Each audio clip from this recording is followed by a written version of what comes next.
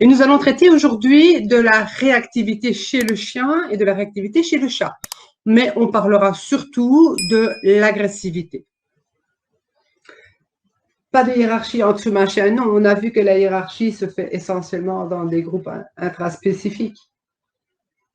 Par contre, il y a, Lucie, hiérarchie entre chiens. Voilà, c'est ça. Il y a bien sûr une hiérarchie, mais c'est plus une notion de valeur. C'est pas quelque chose qui est figé. C'est quelque chose qui n'est pas figé dans le temps. D'accord? Alors, Robert nous dit que la vision de Konrad Lorenz est évidemment erronée. Observation d'une meute de loups en captivité sous un angle, oui, national socialiste. En fait, Konrad Lorenz est le père de l'éthologie, donc il a bien fallu commencer quelque part. Et bien sûr que tout ça reste que des théories, puisqu'on n'est pas dans la tête de nos animaux. Donc, il a bien fallu commencer quelque part, et de fil en aiguille, aujourd'hui, on en arrive à d'autres conclusions de ce qui s'est passé à l'époque. Mais à l'époque, c'était déjà une grande avancée en éthologie via ce que Konrad Lorenz nous disait. C'était plus des machines, c'était plus des animaux qui étaient à l'instinct, qui fonctionnaient comme des robots, qui n'avaient aucun sentiment, aucune émotion, que ce n'était que de l'instinct. Donc on a bien compris, aujourd'hui on n'est plus du tout, on est vraiment très très loin de tout ça. Donc là, on parlait justement de hiérarchie. Au niveau de la hiérarchie, donc, on a un petit peu vu chez le chat et chez le chien, hein, ça ressemble. On parle encore dans cette hiérarchie, on parle encore d'animaux qui sont dominants et animaux qui sont dominés. C'est juste des prérogatives, en fait, des prérogatives. Si on enlève ce mot dominant et dominé dans nos consultations comportementales ou quand on travaille avec les chiens en éducation canine, on se rend vite bien compte qu'on a enlevé une grande part du problème. Parce que ça occulte beaucoup de choses, ça occulte pas mal la façon, notre vision des choses, et de voir un petit peu la place du chien, ce qu'il ressent, faire preuve un peu plus d'empathie. Ça a occulté beaucoup de choses chez nous.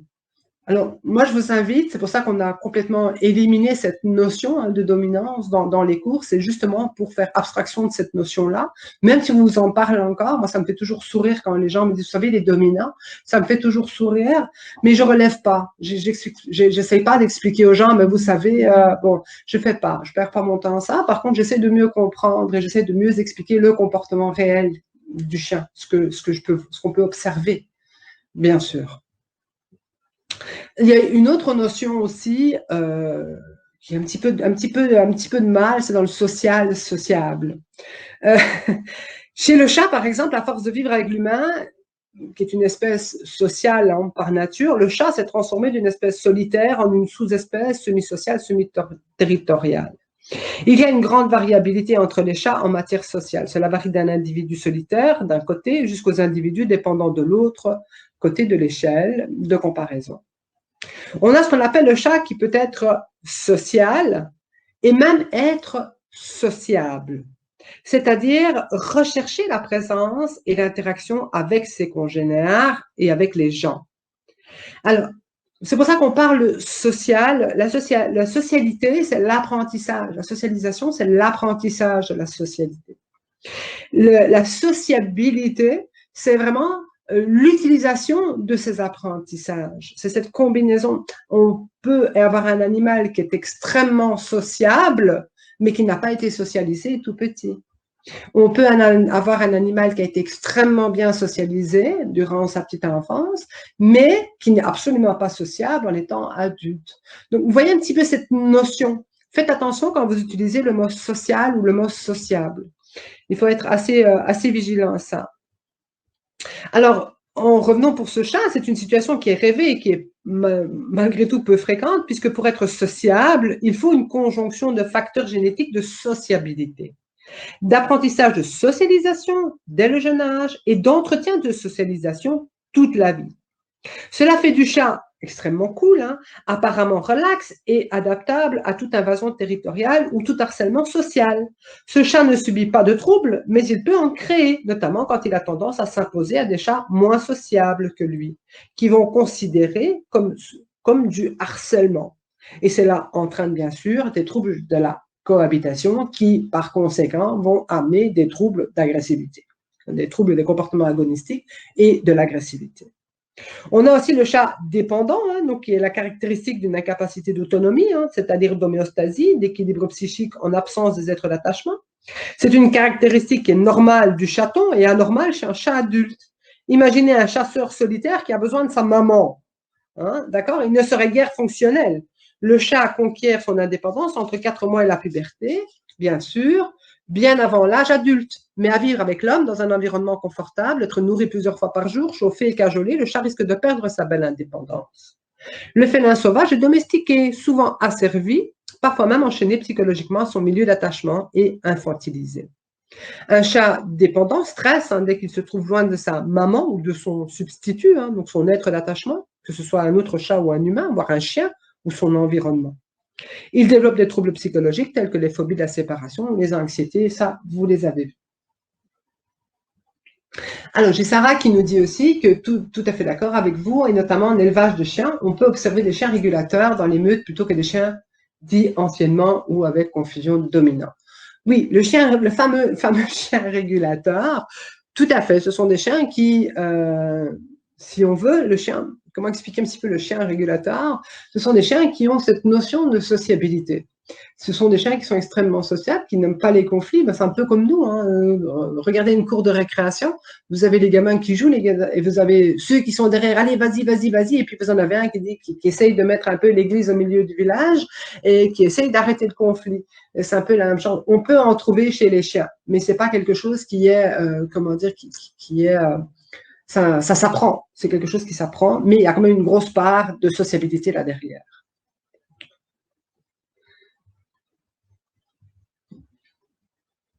Alors, on a aussi, on va continuer un petit peu, on a aussi ce qu'on appelle le chat hyposocial, asocial et solitaire. Donc, ce sont les chats les plus nature, celui qui a hérité de la génétique du félin solitaire, ou bien celui qui a été mal socialisé dans son jeune âge ou n'a pas eu l'opportunité d'entretenir cette socialisation. C'est adapté à vivre en toute indépendance, et bien sûr, cette indépendance est toute relative, puisqu'il s'agit d'une indépendance par rapport au chat, puisque ce chat reste souvent dépendant des humains pour sa subsistance. Dans un groupe de chats, le chat social évite ses congénères, il s'isole, fait tout à part des autres et se montre intolérant, agressif bien sûr, ou craintif lors des approches et des interactions.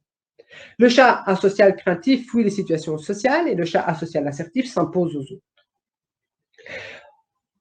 Quand on parle d'agressivité chez le chat, on parle souvent de troubles de la cohabitation. On observe les troubles de la cohabitation lorsque des chats sont forcés de partager un espace réduit avec un congénère qu'ils n'apprécient pas.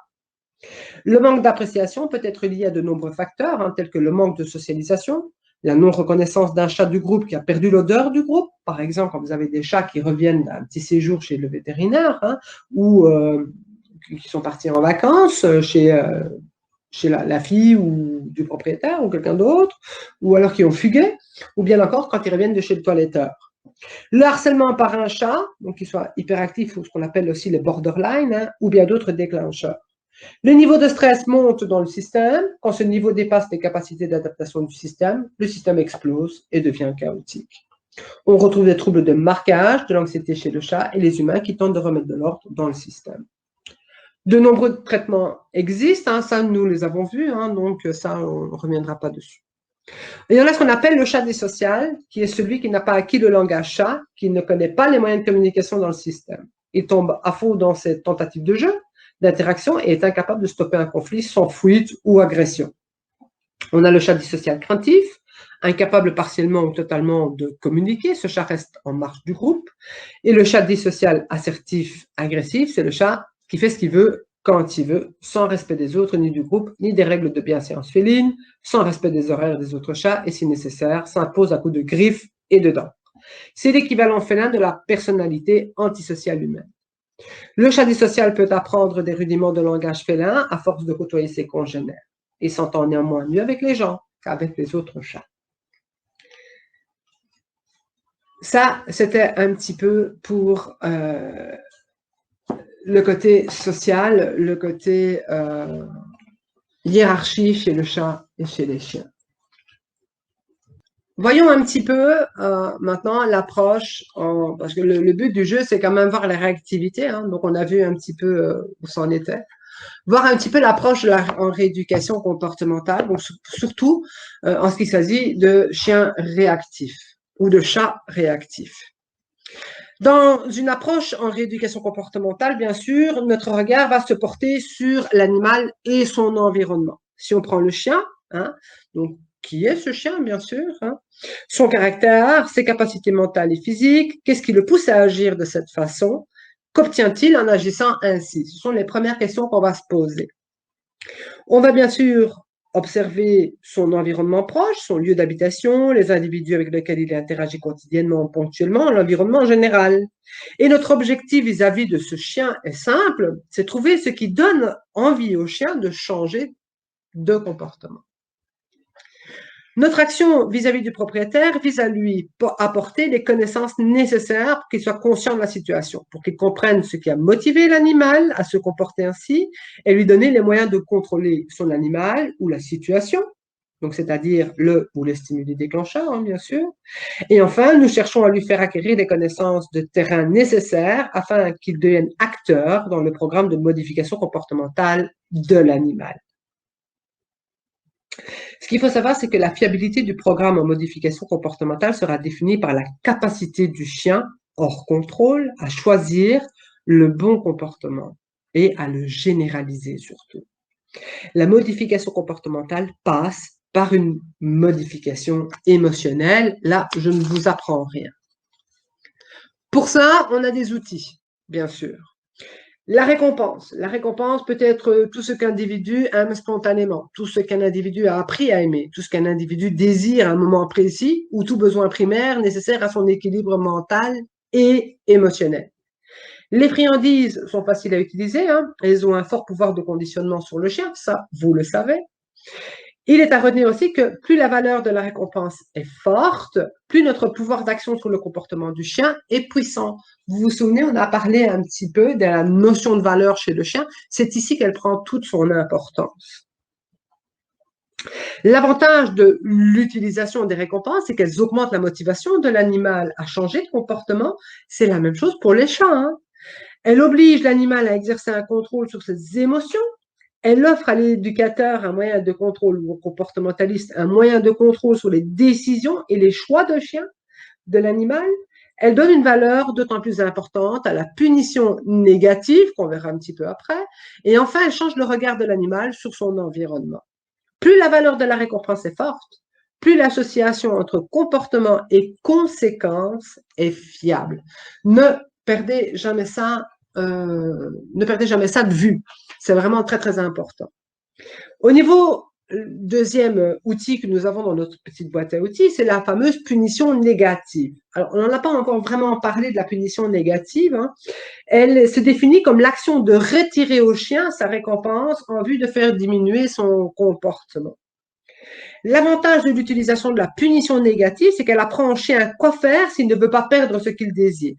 Elle donne au propriétaire le contrôle des ressources sans entrer en conflit avec le chien. Il est à noter qu'il convient, avant d'utiliser la punition négative, de toujours récompenser systématiquement dans un premier temps et de toujours construire une relation de confiance entre le chien et le comportementaliste ou l'éducateur. Donc, on peut aussi utiliser ce qu'on appelle le contact visuel et les signaux d'apaisement. Ça, on va surtout les utiliser chez le chien, hein. Donc, ils vont nous permettre de gagner la confiance de l'animal en utilisant une communication gestuelle qu'il comprend et qu'il sécurise, et déterminer bien sûr la distance, hein, qui le fait passer de l'agression à la communication. Vous vous souvenez un petit peu, parce que je lis en même temps les la distance critique et la distance de sécurité, hein.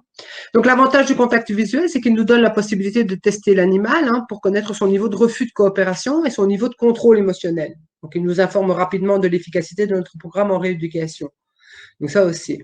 L'avantage des signaux d'apaisement, c'est qu'ils nous permettent de mettre en place une communication avec un chien qui refuse ou évite tout contact social.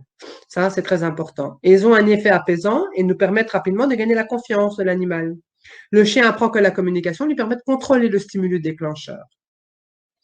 Donc, quand on veut rééduquer un animal agressif, il faut savoir que ça va dépendre de l'intensité de la morsure, hein, surtout chez les chiens, de la fréquence de la morsure. du gabarit de l'animal, du caractère de l'animal, des capacités mentales et physiques de l'animal, de l'âge, bien sûr, du chien, et depuis combien de temps le chien évolue dans son milieu familial, du milieu dans lequel il vit, dans notre capacité à déterminer, à contrôler le ou les stimuli déclencheurs, et bien sûr, des capacités mentales de la ou des victimes. On a souvent tendance à ne pas prendre en considération les victimes. De la capacité du propriétaire à intégrer et à reproduire le travail pratique de la rééducation et de la capacité du propriétaire à contrôler son animal. Ça, c'est extrêmement important. D'un point de vue du chien, l'agression, c'est la réponse la plus sûre pour lever un doute quant à l'issue du conflit et ou pour contrôler la source de sa peur. Ça, nous l'avons vu. On a ce qu'on appelle la fameuse agression de chien agressif envers l'être humain. Un chien agressif envers l'humain, donc il est facile de prévoir l'escalade des réponses agressives chien-chien, que ce soit vis-à-vis du propriétaire ou vis-à-vis des étrangers. On est bien d'accord là-dessus. Entreprendre un travail de rééducation est toujours périlleux, lourd de responsabilités et demande une connaissance de l'éthologie du chien, une maîtrise des techniques d'apprentissage, on ne le dira jamais assez, une empathie vis-à-vis du propriétaire ainsi qu'une profonde connaissance des terrains. Une morsure est vécue comme un drame familial, une douleur affective mêlée d'une incompréhension et d'une perte de confiance vis-à-vis du comportement du chien en général. Beaucoup de propriétaires se culpabilisent car l'affection qu'ils portent à leur chien leur fait quelquefois refuser toute mesure radicale malgré l'enjeu humain. C'est tout simplement traumatisant, touchant, émouvant et douloureux. Mais c'est aussi toujours révoltant pour nous, car cela nous amène toujours devant cette évidence que cela ne se serait jamais passé si les propriétaires avaient été informés et suffisamment bien conseillés en éducation. Révoltant car on doit aussi supporter le constat que beaucoup de problèmes d'agression sont le résultat d'une éducation qui peut être brutale et qui amène progressivement le chien à se défendre en agressant par peur des conséquences ou d'une éducation du comportement omettant l'éducation de l'émotion et du caractère. L'agression envers les membres dans son groupe social, donc certains chiens peuvent se montrer agressifs avec un ou plusieurs membres de la famille, mais se montrer sociaux et amicaux avec des personnes non connues du chien ou rencontrées de façon occasionnelle. La plupart des problèmes d'agressivité envers le propriétaire prennent leur source dans l'incapacité des propriétaires à reconnaître les signaux de peur exprimés par leur chien, une compréhension erronée de la hiérarchie, donc là vous en avez une bonne aujourd'hui, un rapport conflictuel pour une ou des ressources de forte valeur pour le chien ou pour le propriétaire, une méconnaissance des signaux de communication du chien, une méconnaissance des lois de l'apprentissage, un problème de caractère chez le chien. Il nous faut dès lors tout d'abord déterminer précisément les ou la victime de l'agression. Qui a été, dans ces cas-là, qui a été agressé? Le propriétaire? Donc, on va considérer que le propriétaire, c'est la personne qui s'occupe le plus souvent du chien dans ces cas-ci. Un membre de la famille, autre que le propriétaire, par exemple, un enfant de la famille. Puis, bien sûr, il conviendra de déterminer le stimulus ou les stimuli déclencheurs de l'agression. L'agression a pu se produire, bien sûr, dans plusieurs cas, lorsque la victime a voulu intimer un ordre à l'animal, lorsque la victime a voulu faire descendre le chien du canapé, par exemple, ou partager le canapé, pousser le chien pour avoir de la place, bien sûr.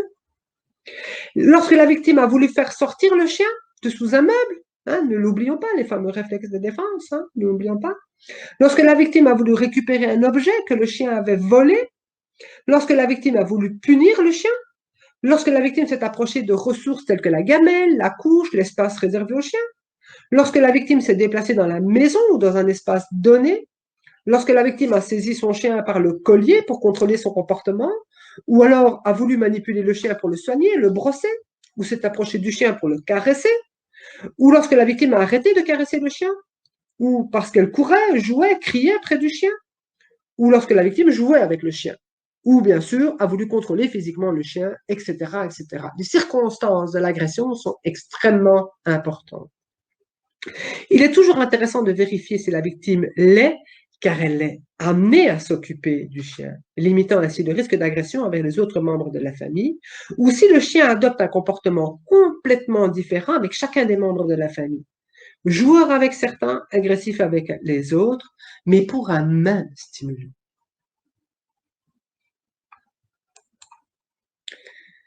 En ce qui concerne l'agression envers une personne que le chien ne connaît pas, un chien a de multiples raisons pour agresser un individu humain qu'il ne connaît pas ou ne reconnaît pas. Tous les chiens ont ce répertoire comportemental en eux. Certains seront plus gardiens que d'autres, sachant que cela peut aller de la simple vocalise jusqu'à la morsure en passant par des aboiements de contrôle. On décrit l'agression territoriale chez le chien comme une intrusion, comme la réponse à une intrusion d'un individu que le chien ne connaît pas dans une zone, donc soit le jardin, la maison, une pièce de la maison, etc., qui est considérée comme la propriété temporaire ou permanente du chien. C'est ce qu'on appelle sa fameuse distance de sécurité.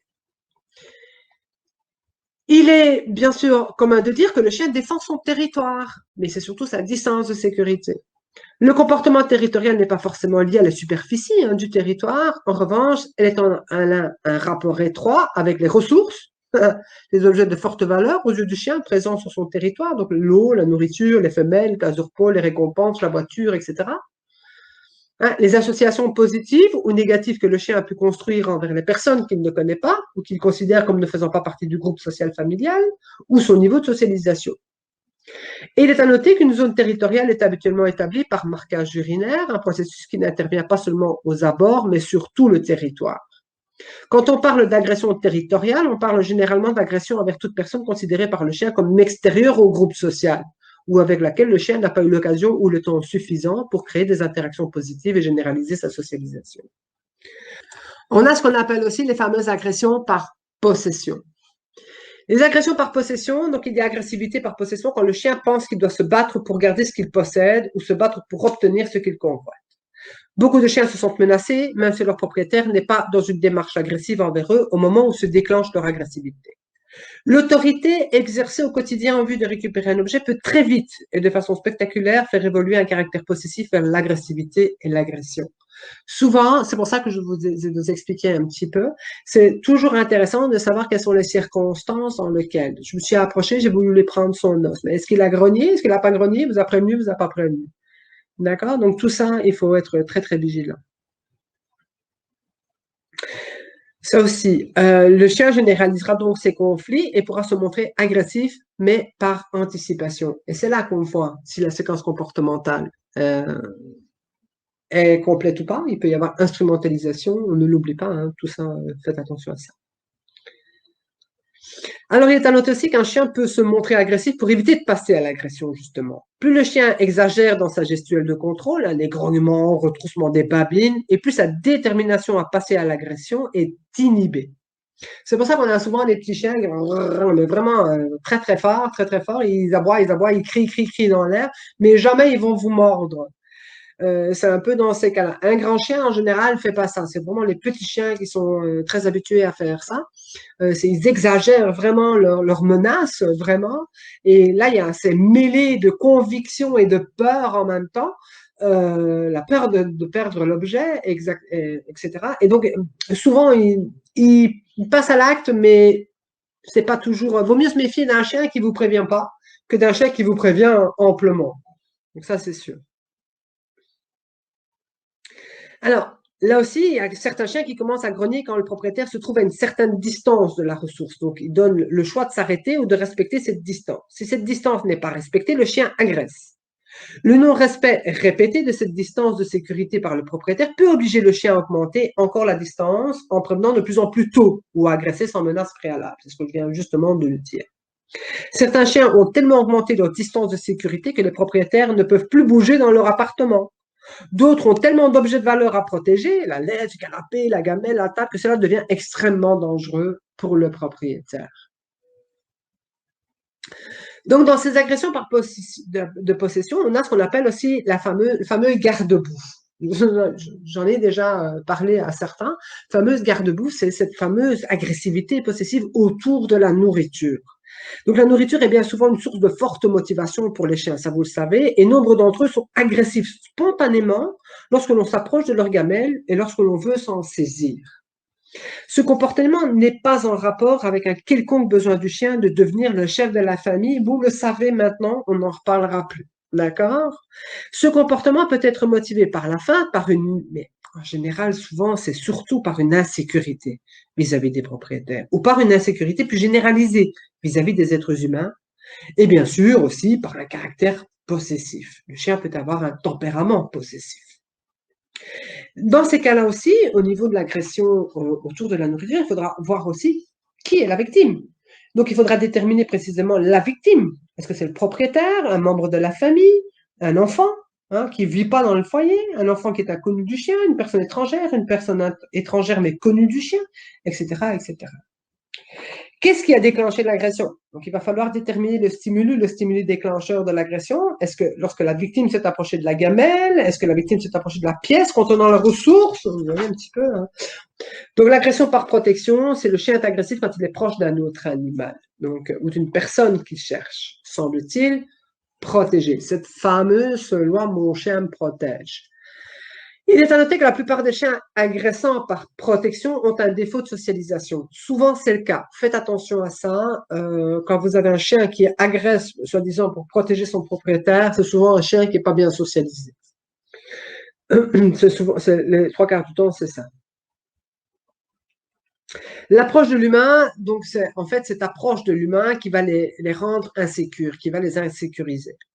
Cependant, la relation forte qu'ils ont établie avec le propriétaire les enferme dans un conflit de motivation. Donc, rester près de son propriétaire ou s'éloigner. L'option de rester à côté de la figure d'attachement les motive à passer à l'agression pour contrôler la source de leur insécurité. Donc, l'approche de l'autre être humain. Donc, on considère cette agression comme une agression de défense. D'accord? On n'est pas dans de l'attaque, on est dans de la défense. Une fois rééduqué, ce type de chien ne courra pas au secours de son propriétaire pour le protéger d'une agression. Il ne faut pas se leurrer. On est encore dans une notion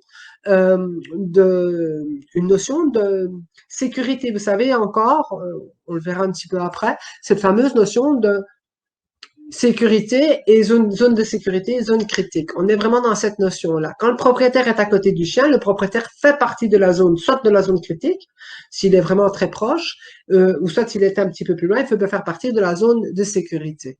Mais voilà, ce n'est pas le chien. Une fois que les chiens sont rééduqués quand ils agressent, soi-disant quand ils font de la protection de leur propriétaire, quand ils sont rééduqués, ces chiens-là, en général, ils vont pas sauver leur propriétaire. C'est un grand leurre. Je sais bien, il y en a beaucoup qui disent que oui, il faut qu'ils soient conditionnés à ça, il faut qu'ils aient appris à défendre. Mais là, c'est pas le cas, pas un chien qui n'a pas appris. Certains chiens sont cependant spontanément protecteurs, bien sûr. Donc, la différence entre un chien protecteur et un chien cherchant à se protéger s'observe dans la capacité du chien protecteur à revenir vers le propriétaire pour contrôler une situation jugée menaçante par le propriétaire par le chien, pour le propriétaire par le chien, alors que le chien qui se cherche à se protéger, ne reviendra pas à défendre son propriétaire si sa distance de fuite est suffisamment élevée pour qu'il se sente en sécurité un petit peu plus loin. Et il n'empêche qu'un chien de nature protectrice peut également avoir un défaut de socialisation. Donc, il faut prendre, dans ces cas-là, dans l'agression par protection, il faut déterminer la capacité mentale et physique du chien. Il faut déterminer également le contrôle émotionnel du chien et la capacité du propriétaire à contrôler son chien également, ainsi que la capacité du propriétaire à anticiper le comportement de son animal. Donc, on a ce qu'on appelle les agressions par prédation. Donc, les animaux sauvages sont des prédateurs parce qu'ils répondent à un instinct de survie. Ça, on le sait, mais nos chiens et nos chats sont tous des animaux sauvages. Donc, l'attitude du chien prédateur, c'est la suivante en général. Immobilité au mouvement lent, silence et concentration. L'individu chassé est considéré comme une proie et l'intention du prédateur, c'est de se nourrir. D'accord? D'un autre côté, beaucoup de chiens domestiqués chasseront les moutons si l'occasion leur est donnée. Mais la faim peut ne pas être le moteur de ce comportement de chasse. Dans de nombreux cas, le chasseur est motivé par l'un des deux désirs suivants, donc soit empêcher la proie de s'enfuir, donc c'est le comportement du rassembleur de troupeau, soit l'inciter à s'échapper, donc c'est le comportement du conducteur de troupeau. Des manifestations d'agressivité pourront être observées si la victime manque de satisfaire au comportement désiré par le chasseur. Cette agressivité peut aller de la simple morsure jusqu'à la mise à mort. Quand je vous dis que tout ça, c'est de la prédation, on est bien d'accord, ok? Donc, c'est pas vraiment de l'agressivité, c'est de la prédation. Mais on appelle ça l'agressivité. Il faut savoir que beaucoup de chiens tueront des lapins, des canards, des poules, mais ne tueront jamais d'enfants ni d'adultes humains, quoi qu'il y en a. Cet instinct dit de poursuite peut se déclencher instantanément quand un stimulus déclencheur, par exemple le cycliste, jogger, enfant qui court, est à proximité du chien. Il est cependant à retenir qu'un chien animal social par excellence chasse en groupe. Ainsi, la stimulation du groupe peut déclencher ces comportements de poursuite et de chasse. Les chiens y prendront beaucoup de plaisir. Un chien seul peut très bien se montrer calme en présence d'un stimulus et se montrer extrêmement motivé à poursuivre ce même stimulus en compagnie d'un autre chien. Le propriétaire déclenche son chien à poursuivre par sa seule gestuelle. Donc, il faudra déterminer précisément le niveau de contrôle du propriétaire sur le chien. Ça, c'est vraiment important. Le niveau de réceptivité du chien à l'apprentissage. Si le chien chasse tout seul ou s'il est en groupe. Le nombre et le niveau d'activité offert quotidiennement au chien est-il suffisant? La capacité du propriétaire à réagir au bon moment et à stimuler son chien. Évaluer les niveaux relationnels de l'animal et de son propriétaire, l'environnement du chien, si le chien a tué et mangé la proie, ça aussi il faudrait évaluer. La race du chien, est-ce que c'est un chien de chasse, un chien de berger? Le type de proie, c'est un mouton, poule, sanglier, et si le chien a un objet de motivation, par exemple l'utilisation du jeu avec des balles, avec des frisbees, etc. Donc on stimule la prédation. On a l'agression territoriale du chat, donc ce sont des réactions de défense des champs d'activité. Donc là, je ne vous fais plus le topo sur au niveau des chats, je ne vous fais pas le topo sur le territoire, le domaine vital, le territoire, etc. Donc vous savez ce que c'est maintenant, et ces attaques sont impressionnantes, mais entraînent rarement de graves blessures. Ça, on a tous vu des chats qui se battent au moment des périodes de chaleur, deux matous qui miaulent à 4 heures du matin, très agréable et qui nous réveillent. Donc ça, on le sait bien. On a ce qu'on appelle les agressions par irritation. Donc, elles ont pour but de faire cesser une interaction, soit en cas d'intolérance au contact, soit en cas de douleur. C'est le cas du chat agressé, caressé, mordeur, donc ça vous le savez. Ou un animal anxieux qui aura plus tendance à procéder à la morsure d'emblée. Donc là aussi, c'est pareil, on a deux types d'agressions chez les chats. On a aussi les agressions prédatrices, donc elles apparaissent avant le sevrage, et se caractérisent par le fait qu'il n'y ait ni peur ni menace. Donc ça, c'est vraiment de la chasse. Même un chat bien nourri procède à ce type d'agression. Après, on a aussi ce qu'on appelle l'agression redirigée. C'est une réaction face à un stimuli inaccessible en raison de divers facteurs, tels que la distance, la brièveté de l'événement, voire une inhibition psychosociale. Donc, il y a des signes avant-coureurs, l'hypervigilance, l'agitation, le poste d'affût. Souvent, un chat qui est frustré parce qu'il voit un pigeon à l'extérieur, il est frustré parce qu'il ne peut pas aller chasser le pigeon. Vous vous approchez parce que vous avez le chat qui est extrêmement énervé à la fenêtre, etc., et qui miaule parce qu'il veut absolument aller chasser et il n'y arrive pas, il y a le carreau qui l'empêche, la fenêtre qui l'empêche, et parfois, il peut y avoir le chat qui se retourne sur vous et vous crie. Donc ça peut arriver, des agressions redirigées. Dans l'anxiété en milieu clos, on va aussi retrouver beaucoup d'agressions redirigées. Chez le chat, on va classifier, comme chez le chien, on va classifier un petit peu les agressions suivant un petit peu qu'elles soient offensives ou défensives. Donc, on aura tout ce qui est offensif, donc c'est vraiment de l'attaque et de l'agression. C'est par compétition pour des ressources, on l'a vu pour le chien aussi. La frustration, là, je voulais un petit peu expliquer, surtout en anxiété en milieu clos. Les agressions de distancement, les agressions redirigées, les agressions de prédation, de poursuite d'un objet mobile, là on a encore de la prédation, et des fameuses agressions instrumentales. Et on a dans les défenses, dans les agressions par défense, on a l'agression par irritation, par douleur, une contrainte, une manipulation qui n'est pas désirée, une intrusion dans un espace individuel. La peur, lors d'une invasion de la distance critique pour un individu, considéré comme un danger réel ou imaginaire, ou bien sûr par un prédateur. On arrive au terme de cette conférence. Voilà. Merci. Au revoir.